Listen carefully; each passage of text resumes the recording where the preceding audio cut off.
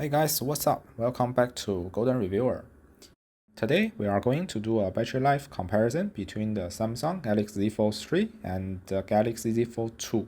I believe a lot of you are like me who are holding the Z Fold 2 and still thinking whether it's a good idea to upgrade to the Z Fold 3 because we know that the Snapdragon 888 is not known for its efficiency, and also the Z Fold 3 has a smaller battery than the Z Fold 2. So how is the battery life compared to the predecessor? Let's test to find out. So our first test will be 1 hour YouTube video playback test. And as you can see, both devices are charged to 100%.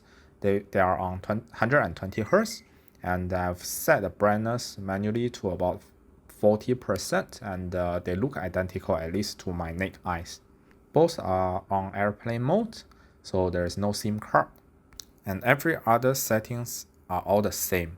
So I tried my best to make the test as fair as possible.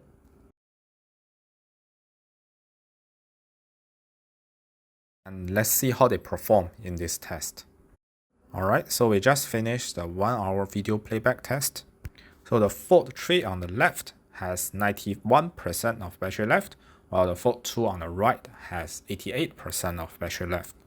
So we already see a pretty good advantage of the Fold 3 over the Fold 2. So our next test will be 1 hour browsing test. In this test, I will use this software that helps me to automatically refresh a set of predefined websites so that I don't need to do this manually. Alright, so let's get the test going and let's check out the result after 1 hour. Okay, so after 1 hour of browsing test, we see that the Fold 3 is at 77%, so that's another 13% gone, while the Fold 2 is sitting at 70%, so it means it used 18% of battery in this test. Still looking good for the Fold 3, and let's continue to our next test, which will be 1 hour of Reddit browsing.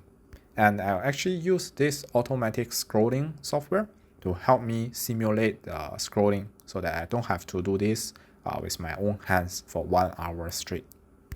Okay, so let's get into this test now.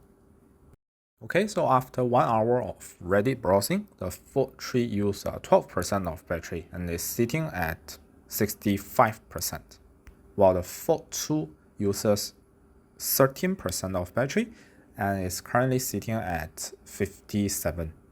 Okay, now let's move on to our next test. Here I will use 3D Mark stress test to simulate a heavy 3D game. It might be Genshin Impact, it might be PUBG Mobile, or whatever game you play. So I think the 3D Mark stress test is pretty heavy and it's a very good simulation of those real games.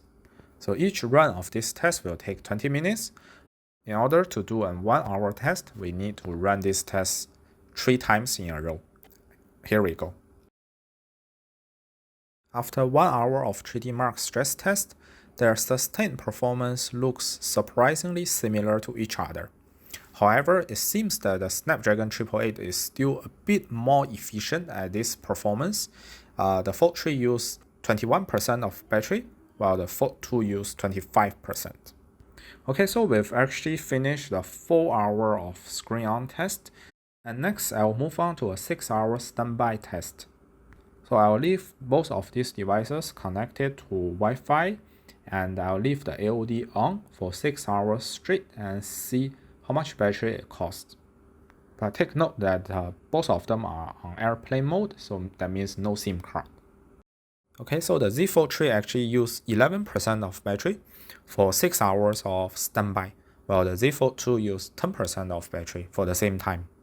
These numbers are not that great, but I think it might be due to the AOD.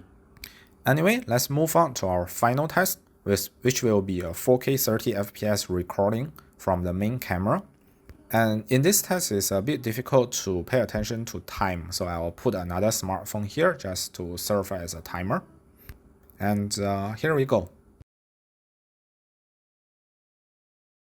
So after about 36 minutes of 4K 30 recording, the Fold 2 used 16% of battery and it has 5% left. So now it has forced into the low power mode, and we'll stop the test from here. At the same time, the Z Fold 3 used 18% of battery, which is a little bit higher than the Z Fold 2. But because it was doing well in the previous runs, so it still has 14% of battery left. Okay, here in this form is all the result we get from this test. As you can see, the Z Fold 3 is actually slightly better in terms of battery life than the Z Fold 2. And this actually is a surprise for me because I was thinking Snapdragon 888 with a smaller battery means very bad battery life and it might be worse than its predecessor. But it seems that Samsung really put in some effort into optimizing the SoC and the display and make everything more efficient, so the overall battery life does not really disappoint. So if you were okay with the battery life from the Z Fold 2, most likely you will be fine with the battery life from the Z Fold 3 as well. Alright guys, that's all for this video. If you find it helpful, please give me a like and also don't forget to click the subscribe button. Also share the video to your friends who might be considering to buy a Z Fold 3. Okay, thanks for watching and see you next time.